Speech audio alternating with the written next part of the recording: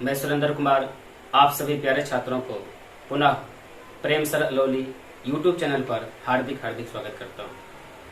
आज हम लोग सेंटेंस को पढ़ने वाले हैं, तो आइए बिना देर किए हुए, बिना समय बर्बाद किए हुए सेंटेंस को पढ़ते हैं। यहां लिखा हुआ है सेंटेंस। सेंटेंस जिसका अर्थ होता है वाक्य। सेंटेंस जिसका अर्थ है वो वाक्य। परिभाषा देखते हैं। शब्दों का वह समूह। आपको एक चीज पता चला होगा, सेंटेंस क्या है? शब्दों का समूह। शब्दों का वह समूह जो पूर्ण अर्थ देता हो, जो पूर्ण अर्थ देता हो। सेंटेंस क्या है? शब्दों का एक समूह है जो पूर्ण अर्थ देता है। सेंटेंस क्या है? शब्दों का एक समूह है जो पूर्ण अर्थ देता है।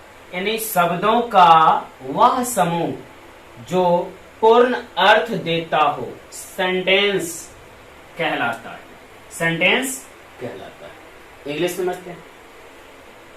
ए ग्रुप यानी कोई समूह, ऑफ का वर्ड्स शब्दों, शब्दों का कोई समूह, विच जिसका, मेक्स निकलता है, ए एक, कंप्लीट पूर्ण, सेंस अर्थ, इज कॉल्ड कहलाता है सेंटेंस। सेंटेंस ए ग्रुप यानी ऐसा समूह, ऑफ वर्ड्स शब्दों का, विच जिसका, मेक्स निकलता है, ए एक, कंप्लीट पूर्ण, सेंस अर्थ, इज कॉल्ड कहलाता है सेंटेंस।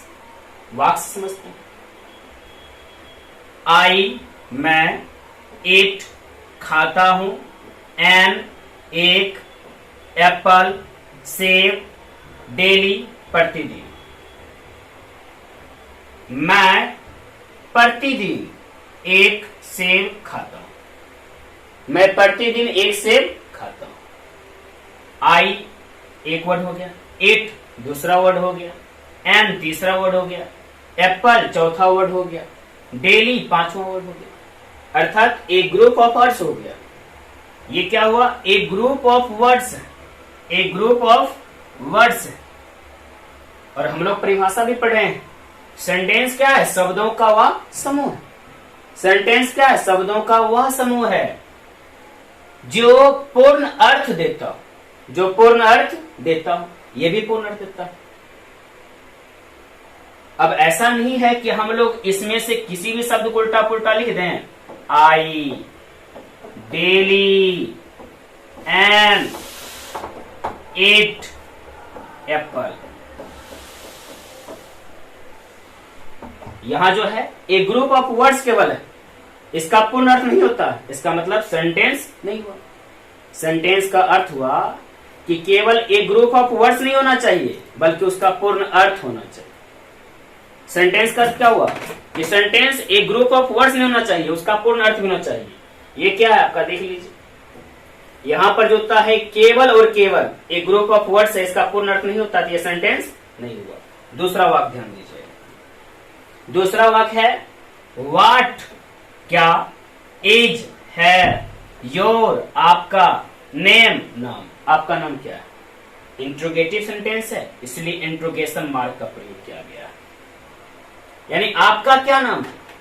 फेच लाओ, मी मेरे लिए, एक ग्लास ऑफ वाटर पानी, मेरे लिए एक गिलास पानी लाओ।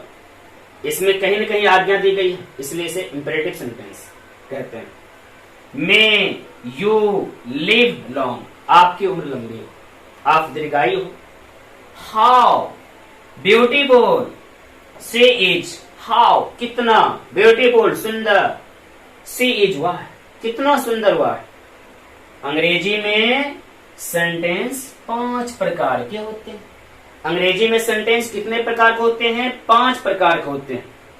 अंग्रेजी में सेंटेंस कितने प्रकार के होते हैं? 5 प्रकार के होते हैं। तो चलिए इसके आगे हम लोग पढ़ते हैं।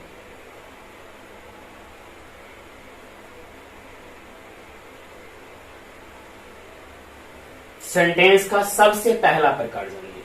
सेंटेंस का सबसे पहला प्रकार क्या नाम है? सेंटेंस का सबसे पहला प्रकार का नाम होता है असर्टिव सेंटेंस। एसर्ट का अर्थ ही होता है, एसर्ट का अर्थ ही होता है कहना या बताना। एसर्ट का अर्थ ही होता है कहना या बताना। एसर्टिव का अर्थ है कथनवाचक, कथनवाचक वाक, कथनवाचक वाक, कथनवाचक वाक। अब ध्यान देंगे, परिभाषा समझते हैं। जिस वाक्य में कुछ कहा या बताया जाए एसर्टिव सेंटेंस कहलाता है।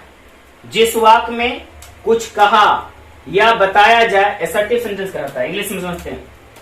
ए सेंटेंस यानी ऐसा वाक्य विच जिससे, मेक्स निकलता है, एसर्टेशन यानी कथन, स्टेटमेंट्स इसी को लिखा गया है या के रूप में, इज कॉल्ड कहलाता है एसर्टिव सेंटेंस यानी कथनवाचक वाक्य। ही के बारे में क्या बताया जा रहा है? ही क्या है? Is a doctor, he is a doctor, वे एक डॉक्टर। तो ही के बारे में कहा जा रहा है, ही के बारे में बताया जा रहा है। परिभाषा भी आप समझ सकते हैं, परिभाषा में देख सकते हैं क्या लिखा हुआ है, कहा या बताया जाए, कुछ भी कहा जाए जिस वाक्य में। आई के बारे में क्या कहा जा रहा है? रीड इंग्लिश एवरीडे, यानी आई प्रतिदिन अंग्रेजी पढ़ता है, अर्थात मैं प्रतिदिन अंग्रेजी पढ़ता हूं। शीला के बारे में क्या कहा गया, बताया गया? सेंग ए सॉन्ग, यानी एक गीत गाया, शीला ने एक गीत गाया। माई ब्रदर के बारे में देखिए क्या कहा गया? हैज गॉन, चला गया, टू कॉलेज, कॉलेज यानी मेरा भाई कॉलेज चला गया। तो ही के बारे में इज ए डॉक्टर कहा गया। आई के बारे में रीड इंग्लिश एवरीडे कहा गया।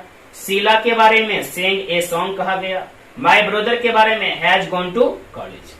इस प्रकार आप पहला भेद समझ गए होंगे। चलिए अगला भेद पढ़ते हैं।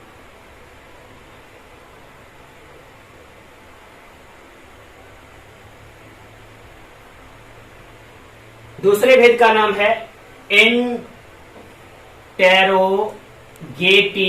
सेंटेंस, अर्थात प्रश्नवाचक वाक्य, प्रश्नवाचक वाक्य, प्रश्नवाचक वाक्य। परिभाषा समझते हैं।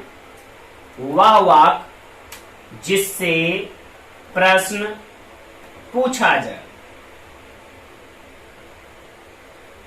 वह वाक्य जिससे प्रश्न पूछा जाए। इंट्रोगेटिव, इंट्रोगेटिव सेंटेंस या क्वेश्चन कहलाता है। इंग्लिश में बोलते हैं ए सेंटेंस, ऐसा वाक्य विच यानी होता है जिससे, आस्क पूछा जाए, क्वेश्चन प्रश्न, इज कॉल्ड कहलाता है या कहते हैं इंट्रोगेटिव सेंटेंस और या क्वेश्चन प्रश्नवाचक वाक्य। इंट्रोगेटिव सेंटेंस दो प्रकार के होते हैं, सवाल पूछा जा सकता है। इंट्रोगेटिव सेंटेंस कितने प्रकार के होते हैं? जवाब देना है। इंट्रोगेटिव सेंटेंस दो प्रकार के हैं।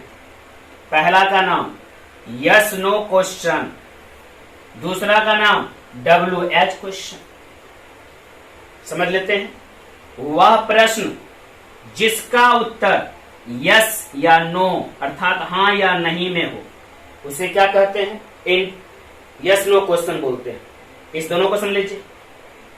इज ही ए डॉक्टर, क्या वह एक डॉक्टर है? इसका उत्तर आप यस भी बोल सकते हैं, नो भी बोल सकते हैं। यदि वे डॉक्टर हैं तो बोल सकते हैं यस, नहीं है तो बोल सकते हैं नो। आर यू मैड, क्या आप पागल हैं? आर यू मैड, क्या आप पागल हैं? तो इसका उत्तर आप बोल सकते हैं यस भी और नो भी बोल सकते हैं। यहां देखिए, वह प्रश्न जिसका उत्तर यस या नो में नहीं दिया जा सके WH क्वेश्चन कहलाता है। WH क्वेश्चन कहलाता है। व्हाट, क्या, इज, है, योर, आपका नेम, नाम, आपका नाम क्या है? तो आप जवाब दे सकते हैं सेंटेंस के रूप में माई नेम इज राकेश, आपका जो नाम, आपका जो नाम, माई नेम इज राकेश। लेकिन इसका उत्तर आप वाक्य के रूप में नहीं दे सकते हैं, केवल यस या नो शब्दों से दे सकते हैं। तो आपने क्या समझा? इंट्रोगेटिव सेंटेंस कितने प्रकार के होते हैं? तो इंट्रोगेटिव सेंटेंस दो प्रकार के होते हैं। पहला का नाम यस नो क्वेश्चन सेंटेंस और दूसरा का नाम WH क्वेश्चन सेंटेंस। इसकी पहचान कैसे करेंगे? जिस प्रश्न का उत्तर हाँ या नहीं में निकलता है उसे यस नो क्वेश्चन सेंटेंस कहते हैं। और जिस प्रश्न का उत्तर हाँ या नहीं नहीं निकलता उसे बोलते हैं डबल क्वेश्चन सेंटेंस। चलिए अगला भेद समझते हैं।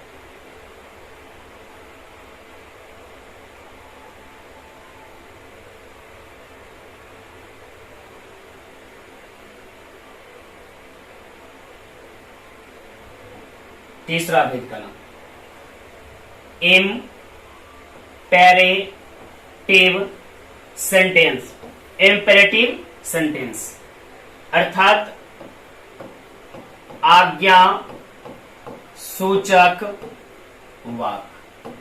आज्ञा सूचक वाक्य अर्थात आज्ञा सूचक वाक्य। अब ध्यान देंगे, जिस वाक्य से आदेश, अनुरोध, सलाह, निषेध इत्यादि का बोध इम्परेटिव सेंटेंस कहलाता है। एक बार फिर से समझ लें, जिस वाक्य से आदेश, अनुरोध, सलाह, निषेध इत्यादि का बोध हो इम्परेटिव सेंटेंस कहलाता है। इंग्लिश में ए सेंटेंस ऐसा वाक्य विच जो एक्सप्रेस व्यक्त करता है, ऑर्डर आदेश को, रिक्वेस्ट अनुरोध को, एडवाइस सलाह को, प्रोहिबिटेशन निषेध को, एटीसी इत्यादि इज कॉल्ड कहलाता है या कहते हैं इम्परेटिव सेंटेंस। फेच लाइए, मी मेरे लिए, ए ग्लास ऑफ वाटर एक गिलास पानी। यहां पर किसकी बात की गई है? ऑर्डर की बात अर्थात आदेश की बात। प्लीज कृपया, फेच लाइए, मी मेरे लिए, ए चेयर एक कुर्सी, फ्रॉम देयर वहां से। अर्थात प्लीज लगने से जो होता है ये क्या हो गया, यही सेंटेंस क्या बदल गया जाता है? रिक्वेस्ट के रूप में अर्थात अनुरोध के रूप में। ओबे मानिए, कहना मानिए, योर पेरेंट्स अपने माता पिता, अपने माता पिता की कहना मानिए। अक्सर ये देखिएगा जो होता है एडवाइस के रूप में बोला जाता है, यानी सलाह के रूप में जो होता है। डोंट गो मत जाओ, देयर वहां प्रोहिबिटेशन है, निषेध कर रहा है, मना कर रहा है आपको जो होता है। चलिए इसका अगला भेद पढ़ते हैं।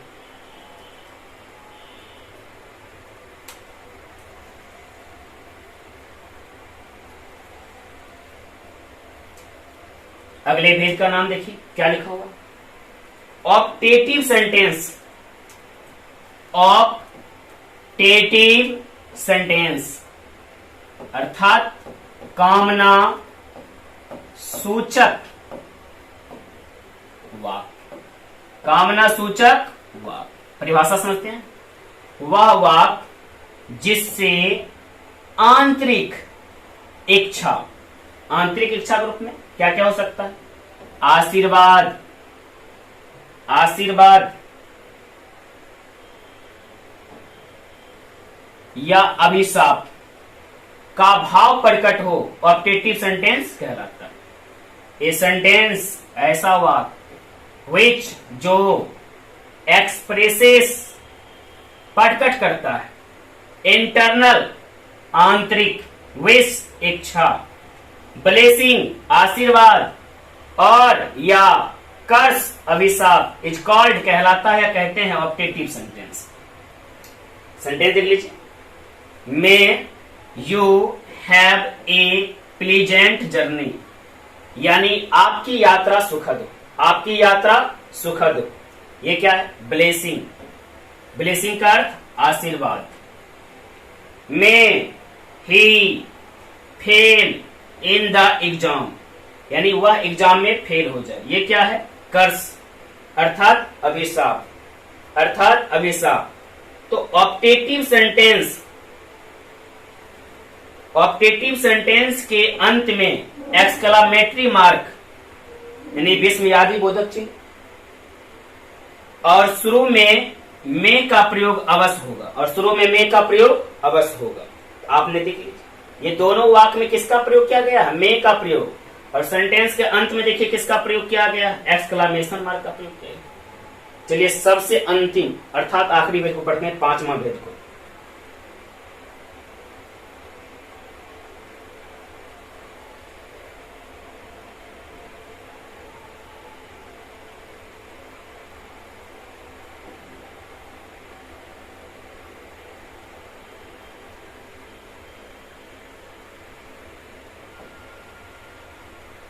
पांचवा भेद का नाम है exclamatory sentence. Exclamatory sentence Hindi में क्या बोलते हैं?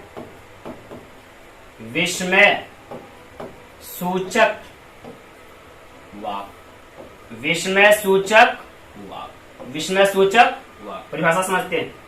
वह वाक्य जिससे आश्चर्य, प्रसन्नता, शोक, घृणा इत्यादि का बोध हो, एक्सक्लामेटरी सेंटेंस कहलाता है। इंग्लिश में देखिए, ए सेंटेंस यानी ऐसा वाक्य, एक्सप्रेसेस जो व्यक्त करता है, यानी विच जो एक्सप्रेसेस व्यक्त करता है, सरप्राइज आश्चर्य, प्लेजर प्रसन्नता, सोरो शोक, कंटेम्प्ट घृणा, etc इत्यादि इज कॉल्ड कहलाता है एक्सक्लामेटरी सेंटेंस। वाक्य समझते हैं। Hurray we have won the match. वाह हम लोगों ने मैच जीत लिया। ये किसकी बात है? प्लेजर की बात। ठीक है, तो मैच जीतने की बात हो रही है, इसलिए जो होता है इसमें क्या है? प्रसन्नता, प्लेजर। अल्लास हाय, ही इज नो मोर वे नहीं रहे। ही इज नो मोर वे नहीं रहे, ये किसकी बात हो रही है? सोरो अर्थात जो होता है घृणा की बात। हाउ ब्यूटीफुल कितनी सुंदर है। हाउ ब्यूटीफुल कितनी सुंदर है। सी इज वाह, ये किसकी बात हो रही है? सरप्राइज की बात हो रही है। तो एक्सक्लामेटरी सेंटेंस के अंत में भी एक्सक्लामेटरी मार्क का प्रयोग अवश्य होगा। आप भी देख सकते हैं यहाँ पर, यानी जो होता है ये सेंटेंस, जितने भी सेंटेंस लिखा गया सब में जो होता है यहाँ पर देख सकते एक्सक्लामेशन मार्क का प्रयोग किया गया।